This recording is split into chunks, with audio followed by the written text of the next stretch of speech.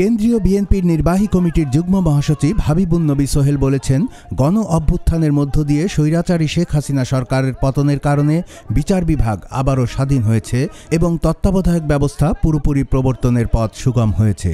সাধারণ মানুষের প্রত্যাশা, বিচার বিভাগের রায়ের মাধ্যমে আবারও তত্ত্বাবধায়ক ব্যবস্থা পুনর্বহাল হবে। শেখ হাসিনা বিচার বিভাগকেও তার মতো করে সাজিয়ে নিয়েছিলেন এবং যার কারণে আমরা সেই বিচার বিভাগ থেকে আমরা জনগণের প্রত্যাশিত অনেক রায় আমরা পাইনি। ডিক্টেটর শেখ হাসিনা পালিয়ে গেছেন এবং বিচার বিভাগ তার নিজে স্বাধীন মতো কাজ করার সুযোগ পেয়েছে বলেই জনগণের যে প্রত্যাশা সেই প্রত্যাশা পূরণ হয়েছে এবং যে রায়টি হওয়া আগেই উচিত ছিল সেই রায়টি হয়েছে যে তত্ত্বাবধায়ক সরকার ব্যবস্থা আবার পুনঃপ্রবর্তনের সুযোগ এসেছে বিচার বিভাগের রায়ের মাধ্যমে। 20 ডিসেম্বর শুক্রবার বিকেলে কুমিল্লার বুড়িচং উপজেলার বিএনপি ও অঙ্গ সংগঠনের আয়োজনে ইসাপুরায় এক কর্মী সমাবেশে তিনি এসব কথা বলেন। সমাবেশে প্রধান বক্তা হিসেবে বক্তব্য রাখেন বিএনপির কুমিল্লা বিভাগের সাংগঠনিক সম্পাদক অধ্যক্ষ সেলিম ভূঁইয়া।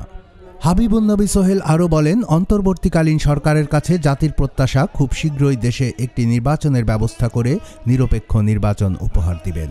দেশের জনগণ যেই মূল্যবান ভোটের অধিকার হারিয়েছিল সেই ভোটের অধিকার ফিরে পাবেন নির্বাচনের মাধ্যমে।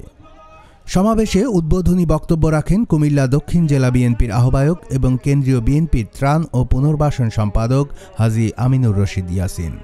বিশেষ অতিথি হিসেবে বক্তব্য রাখেন বিএনপির জাতীয় নির্বাহী কমিটির সদস্য শেখ মুজিবুর রহমান ইকবাল, কুমিল্লা মহানগর বিএনপির আহ্বায়ক উদ্বাতুল বারী আবু, কুমিল্লা দক্ষিণ জেলা বিএনপির সদস্য সচিব হাজী মোহাম্মদ জসিমউদ্দিন, কুমিল্লা মহানগর বিএনপির সদস্য সচিব ইউসুফ মোল্লা টিপু, কুমিল্লা দক্ষিণ জেলা কৃষক দলের আহ্বায়ক মোহাম্মদ মোস্তফা জামান। শুভেচ্ছা ও স্বাগত বক্তব্য রাখেন আমেরিকা সিটি বিএনপির সাবেক সাধারণ সম্পাদক এবং বুড়িচং উপজেলা বিএনপির উপদেষ্টা মোহাম্মদ জাহাঙ্গীর হোসেন ভূঁইয়া। সমাবেশে সভাপতিত্ব করেন উপজেলা বিএনপির সাধারণ সম্পাদক হাজী মোহাম্মদ কবির হোসেন।